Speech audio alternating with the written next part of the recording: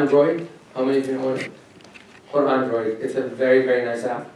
And over there you can download a whole bunch of translations, as well as some explanations of the Quran if you read Arabic, on the tip of your finger. So if you're reading an ayah and you don't understand, you just tap, and you will have at least like 8 tafsirs of that particular ayah on the tip of your fingers. There's also a very nice application called Quran Works on Android and iPhone. Quran Works. It's really nice because you can take one word, like if you want to just know one word in that ayah, what it means, you get a detailed English explanation of it. So very nice. And also there's an application called Ayat Verses. It's made by King Saud University, and that's also a very, very nice reference app to have on your phone. It's available on iPhone and Android. Now, brothers, a second.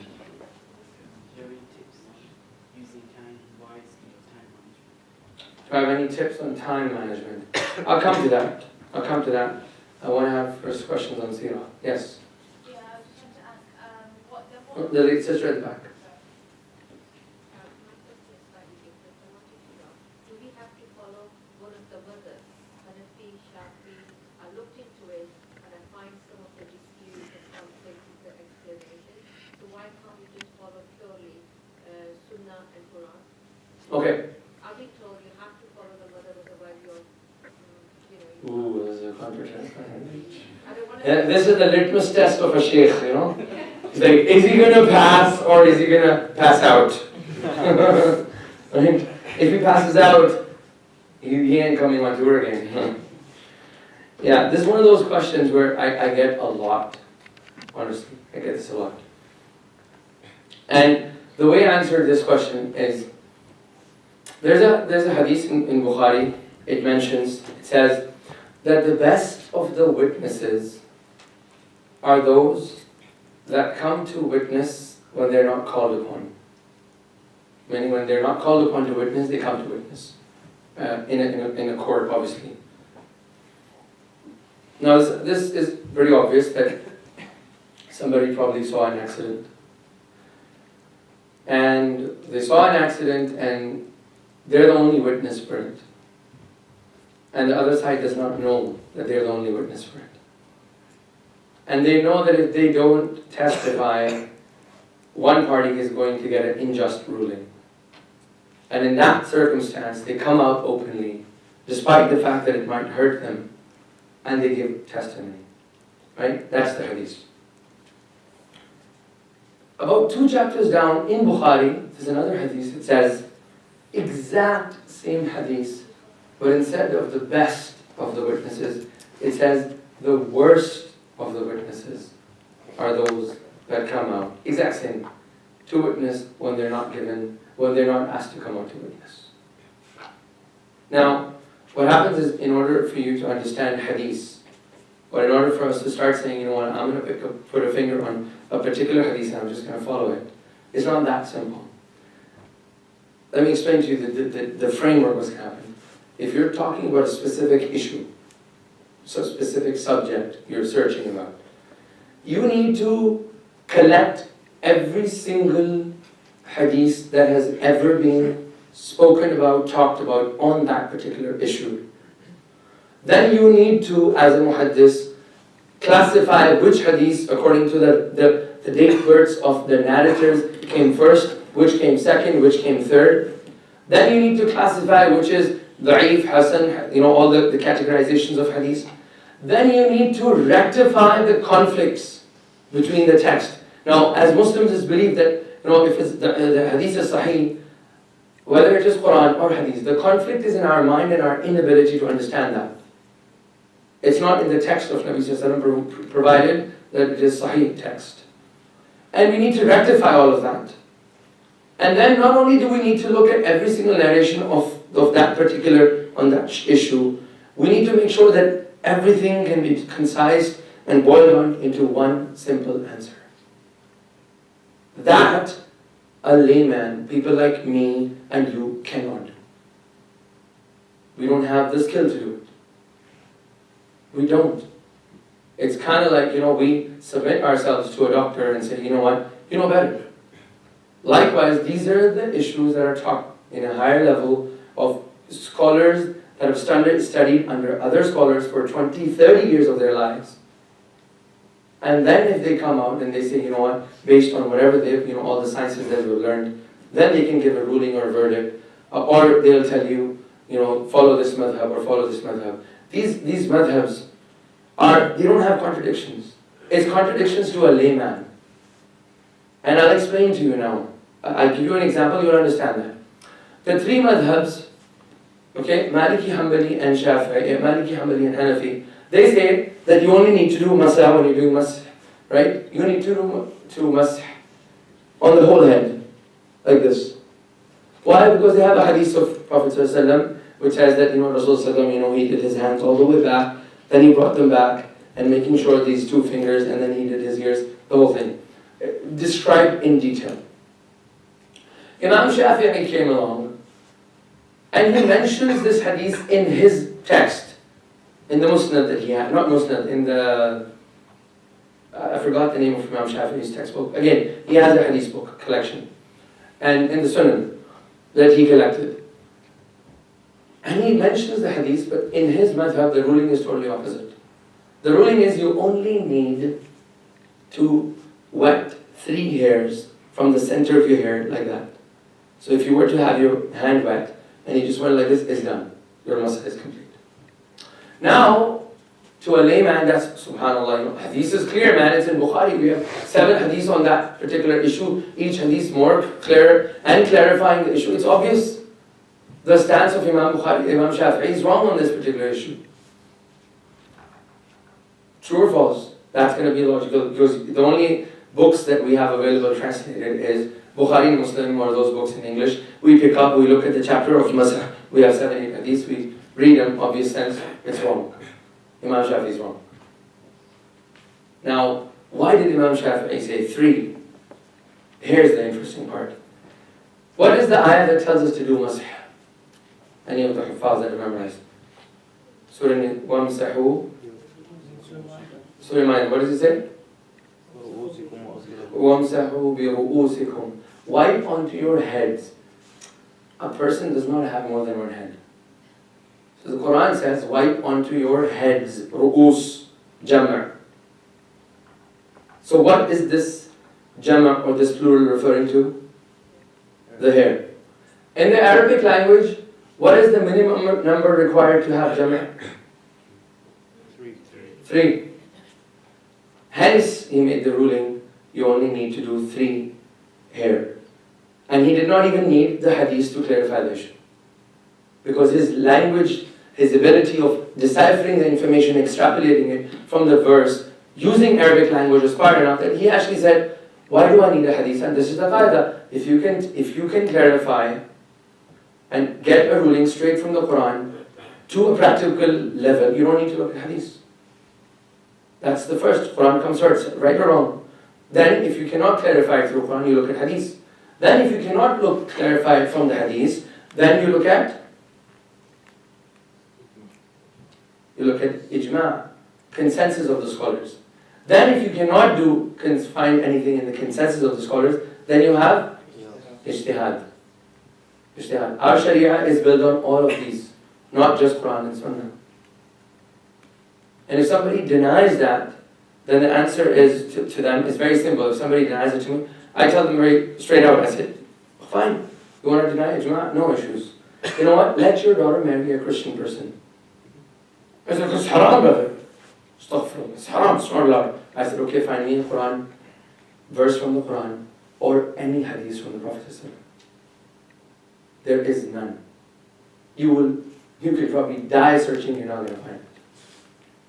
So where did it come in the textbooks of fiqh as this issue is haram? All the Sahabas at the time of Prophet ﷺ gathered up and they had an ijma' and nobody objected.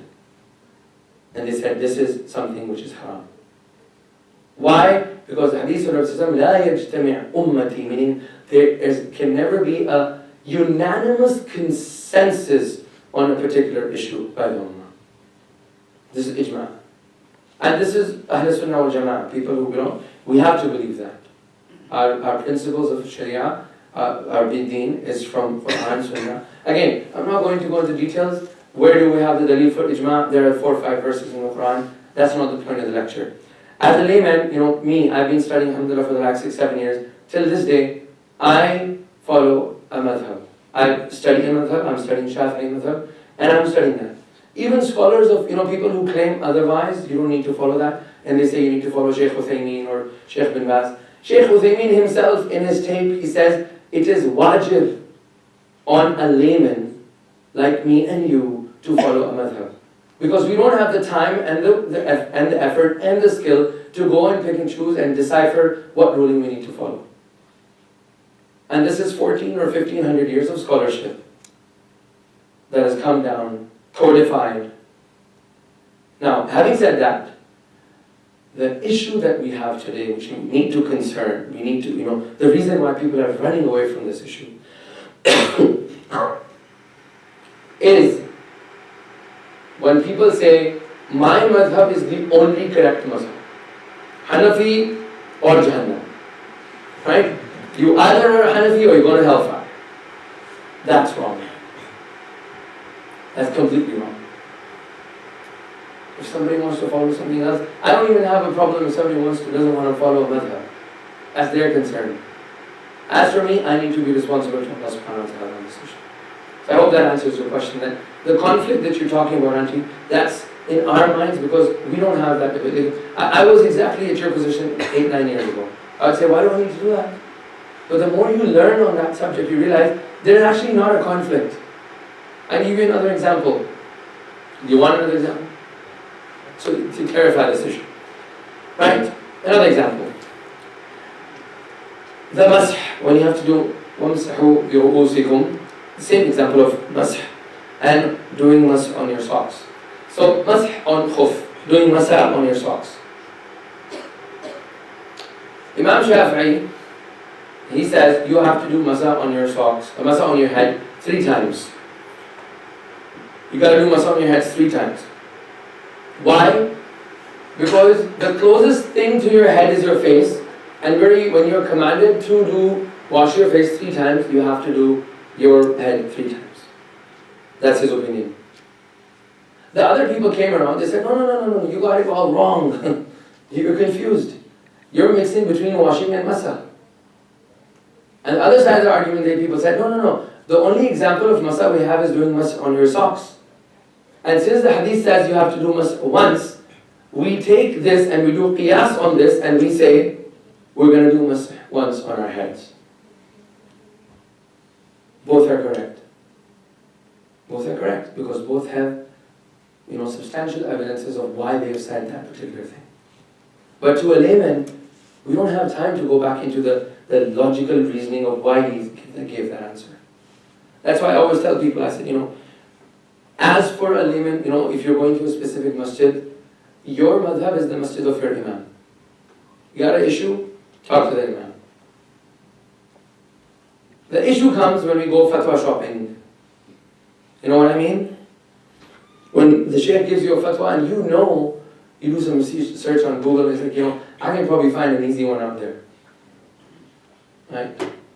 So we gotta stick to a madhab or whatever your imam as a layman. That's why I always tell students, especially young students, there are some primer texts that will make you a very grounded person in how you need to worship Allah subhanahu wa ta'ala.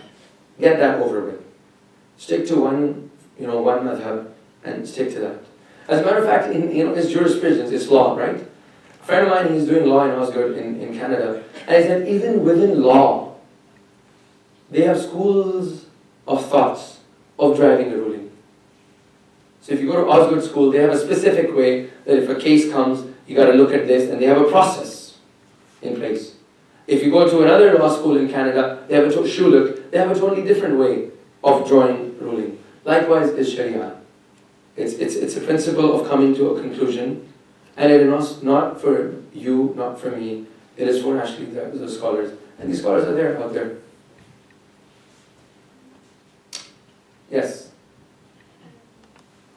If we ask this for a method, how could it not stay between the Quran and the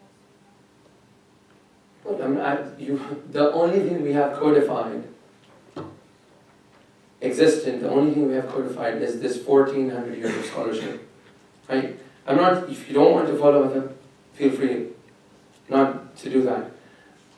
I'll give you the first 24 or 25 pages of a book called Reliance of the Traveler. Reliance of the Traveler, written by Nuh Hamim Keller. If you go and read the first 25 to 27 pages, he has given all the arguments of why the madhabs came into existence and why we need to follow that. There are so many things in our lives that are not in Quran and Sunnah, and they are not mentioned in Quran and Sunnah. That is why we have qiyas, that is why you have these ijtihad. Islamic financing, banks, Islamic banks, they're not in Quran and Sunnah. Does that mean we don't know? But we have principles that are there, foundational principles on which we can build that building of Islamic financing. And today you find that UK, Dubai, and Malaysia are the competing markets to Islamic financing. As a matter of fact, they say in the next 10 years, Islamic banking is going to be the hottest thing. But it's no mention of that in Quran and Sunnah. But those are rulings, there are principles that are extrapolated. Us as laymen, me included, we need to submit to that fact.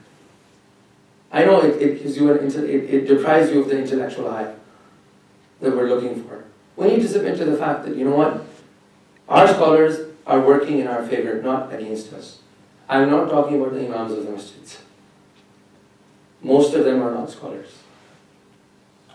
And even if they are graduates of a particular madrasa or something, they have not done the due rights of actually studying their studies. But there are scholars in place in the UK that can be looked up to and that are going to give you relevant answers. Again, if you're not comfortable with this, I don't have a problem with you, I'll still love you. I'm an easygoing person. I just had a small comment about the schools of jurisprudence. I think when we study them, like when we study the different schools all together, we realize that the contradictions that are present are there to unite us more than Thank you. divide us. Thank you very much. Because, like, for example, when we study this, like, when Shafi'i established his school, he No. said principles that verified all of the rulings of the previous schools. So Exactly. basically, when he came, he said that the previous schools that were established, they're all correct, but these are different circumstances, and you are free to follow which one you think suits you best. And I think all of that is acting in our favor. Like, It is. all of those scholars did not dedicate. Maliki, I think he spent 90 years of his life in Mecca. Medina. Oops. That was not supposed to happen. Yes. I'm not quoting an argument, just want to understand. Sure. Yes. These four mothers are going to divide us. I feel Hanafi, they come really strong. What we believe, that is the perfect way. If you don't want to follow it, don't you are not. And Shafi, I don't know, you are the first person I'm talking to. I'm glad. Shafi. I hope I've broadened your horizon of Shafi'is. Belief and practice. So, some of the scholars, Dr. Zakir Naik, and another scholar, Abdul Benjamin Green, they don't believe in what is called on the division because it's going to create fitna. So to avoid fitna, why can't we just purely...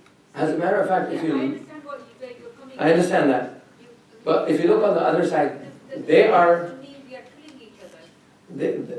They're not helping the cause of fitna, they're dividing it further. They're saying, we already got 4, let's make 5. The other person, no, let's make 6. And even amongst them, if you put, I've spent the last 3 Ramadans in Makkah for the 30 days with Zakir Naik. I have so much respect for him. We pray in the same room, we have a hotel over there, and I've spent the last 3 Ramadans with him. He himself flips and flops between fatwas. Once he'll say something else, the other time he'll say something else, because he's human. He's bound to mistake. You cannot always recall all the ahadiths on an issue. What fiqh does is you look at a particular issue, you concise and you come to a specific ruling. That is what they call it in the madhab, al-muftabi. So when you ask a Shafi scholar or Hanafi scholar, he's going to say one concise answer. Now, I agree with you, Auntie. the Hanafi Islam found in Pakistan is not the real impression of what Hanafi Islam used to be. I met a scholar in Saudi Arabia who was a Hanafi scholar, and I asked him this. I said, what's up with this khutbah, that doing this Arabic, doing the Arabic 5 minutes and doing the bayan in Urdu or English for like how many of you know what I'm talking about? This is this typical, Desi style khutbah. So what's up with that? He said, that's absurd. That's exactly what he said. That's absurd. What are you talking about? In Hanafi madhab, you can even pray salah in Urdu. We are the most lenient madhab when it comes to praying for salah. So when I did my research, I found that the Hanafi Islam that's found in Syria or in Egypt was quite different from the Hanafi Islam found in Pakistan or India. And I found a lot of hostility against me because I walked into Pakistan after 17 and a half years. I don't like that country much. I went there and, subhanAllah, I missed my Maghrib Salah and I stand there and I want to pray my own Salah, and they came and they literally attacked me. They're like, you can't pray Salah here. I was like, why not? Isn't this the house of Allah? And he's like, yes, but the Jamaat is already over. You need to leave and go back home. Because in the Hanafi thing, you're not... Again, when I asked Hanafi scholars, there's a lot of contradictions. So I agree with you, the way, all of these concerns that you have, I can reconcile this with, I do another speech. It's called Reviving the Religious Dialogue. And what we need as a ummah today, we don't need an evolution of what has already been said. We need a revolution in our dialogue.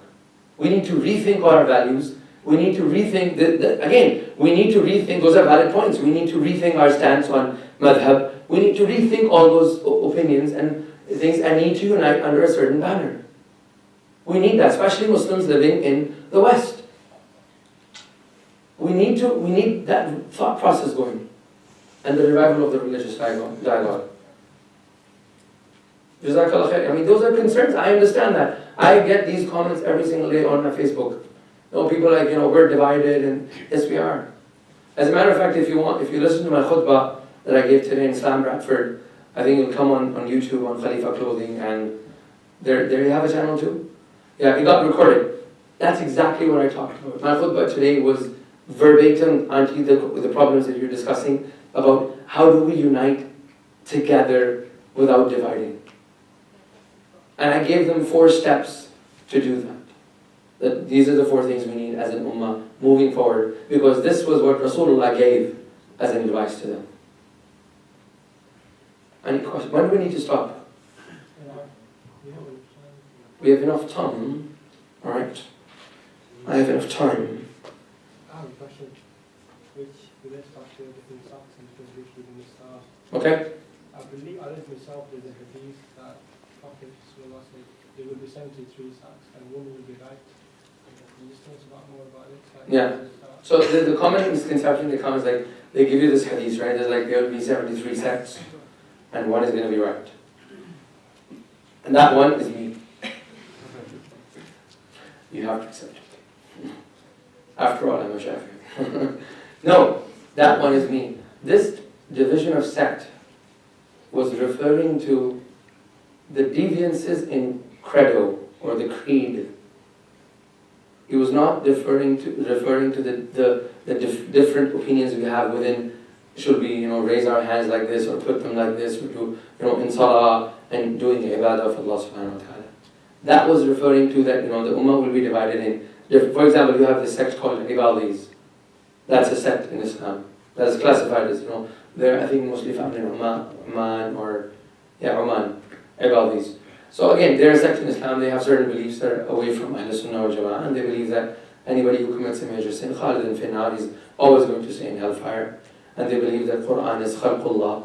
It's a creation of Allah. It's not kalam of Allah. Again, that's a sect.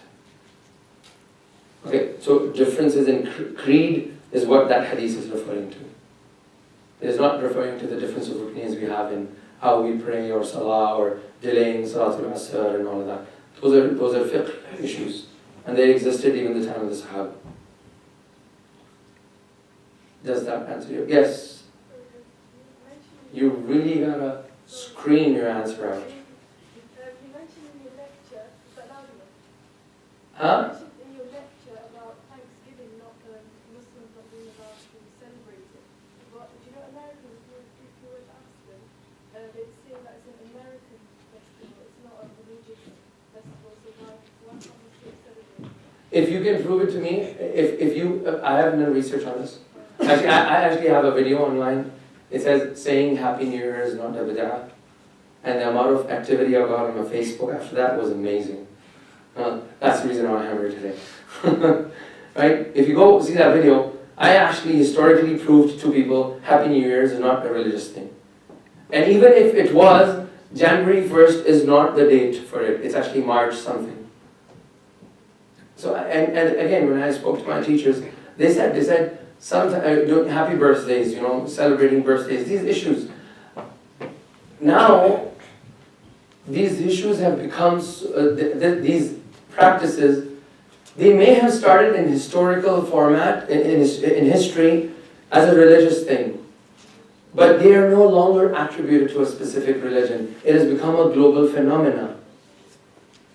And when a specific thing becomes a global phenomena, we might even have specific text in the Quran and Hadith that might negate that. But then scholars come out and they say, you know what, it's a global phenomena and we need to move on with it. I'll give you a prime example. I know scholars 10 years ago, they used to ban saying you can't even take pictures and videos are haram, and they have like 7 hadiths for it.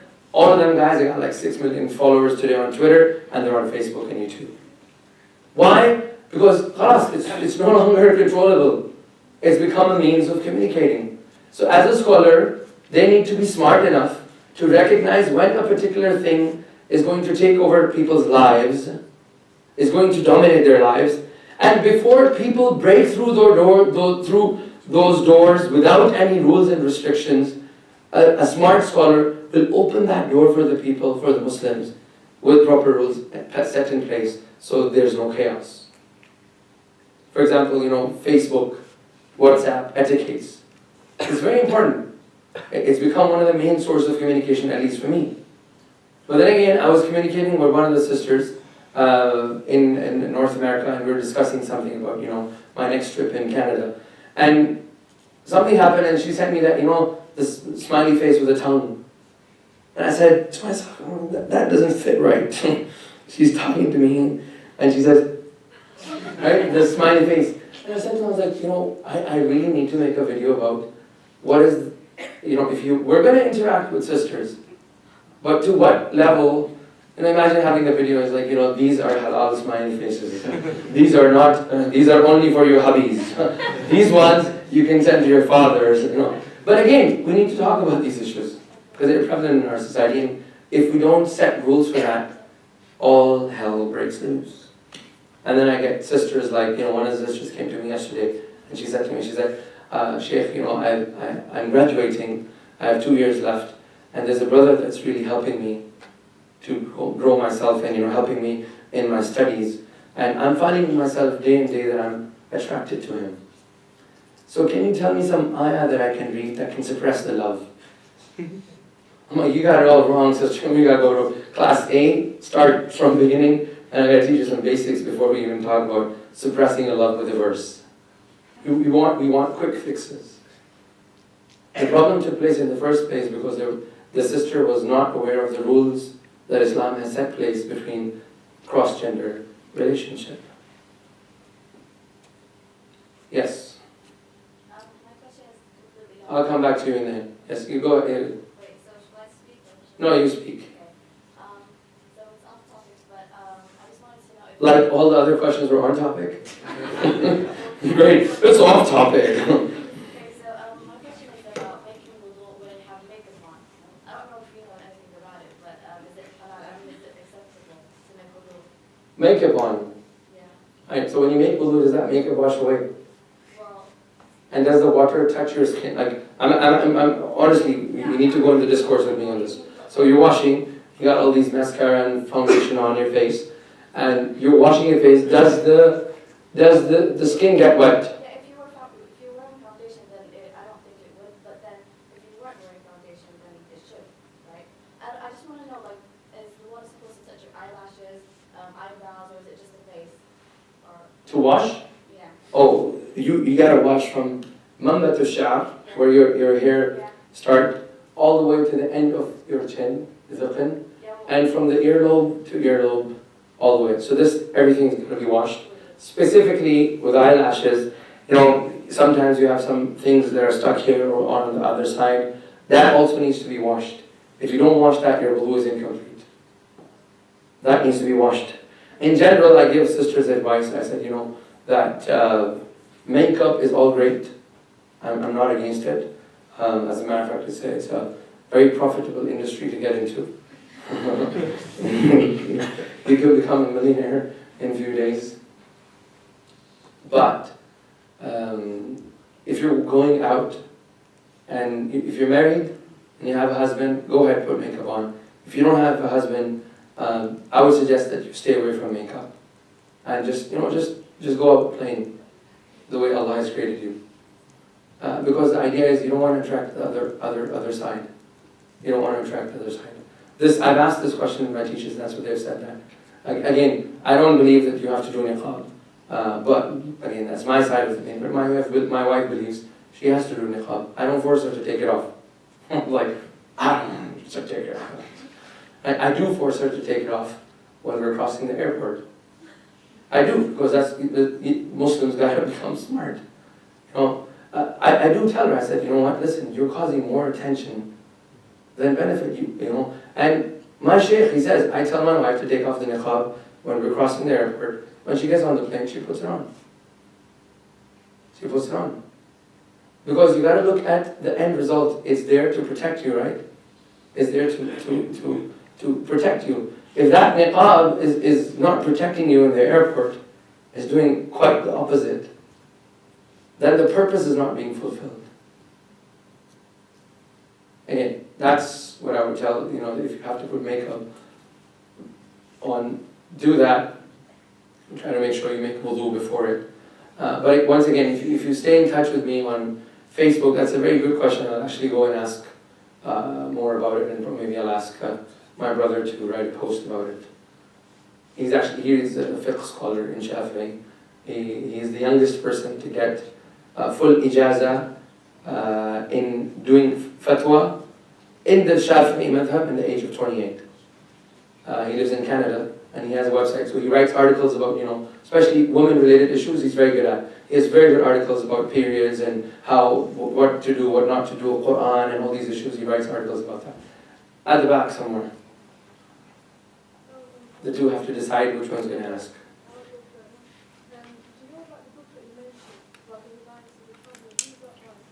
Nuh Keller. Nuh Hamim Keller. Just type in Keller, K-E-L-L-E-R. It's a Shafi'i text, it's a Shafi'i, but the first part of it is very good for every Muslim to read.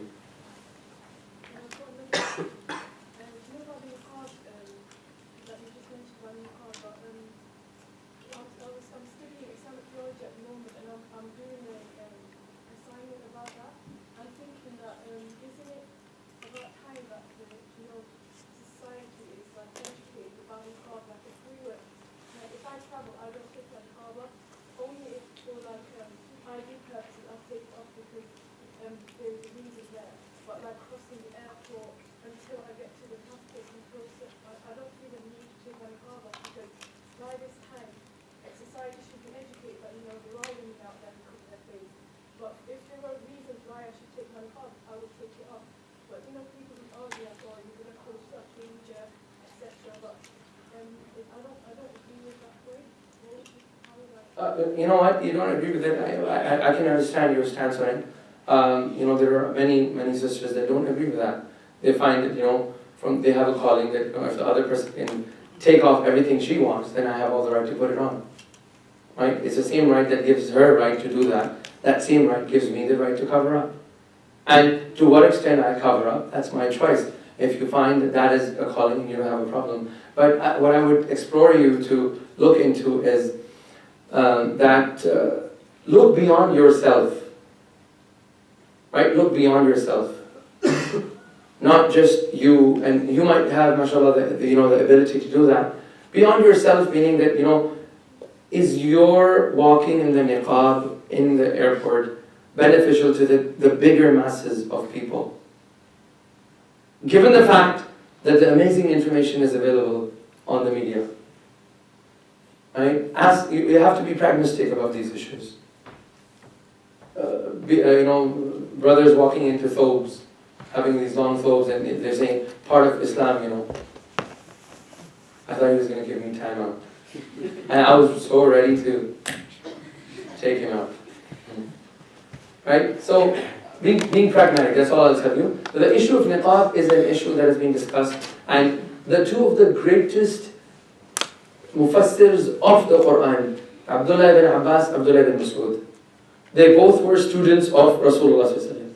And they both were experts of Quran. One said, you don't need to cover, the other said.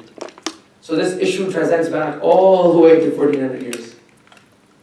Right? It's not an issue that we have, just recently it came up. Again, they both have valid opinions, but I just want that in every action we do as Muslims, we need to look at the bigger picture. How are my actions impacting the image of the Muslims? Without going outside the bounds of Islam. I don't want you to break the boundaries of Islam.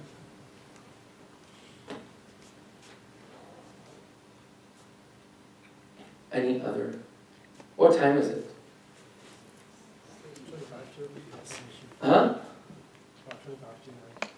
25 to 9? 25 to 9 is like what? Like 8:37. Yeah, that's the way we say it in Canada. 8:37, okay. I don't know why you guys put the minutes first. No. It's 25 to. 25 to what, man? Like, 25 to. It's 10 past. Yes. Okay, inshallah, I'm going to be doing the course tomorrow. So most of you, you can do registrations online or you can do registrations at the door. Is this the room we're doing it in? I think it's a little bit of a big room, man. We're getting something smaller this time. Alhamdulillah. Depending how many people there are. Alhamdulillah. That's good. Smart thinking. Sisters are always better. They are. In Dawah works, man? Huh? She's what? Oh, she's the head, okay. Yes? That's a good question.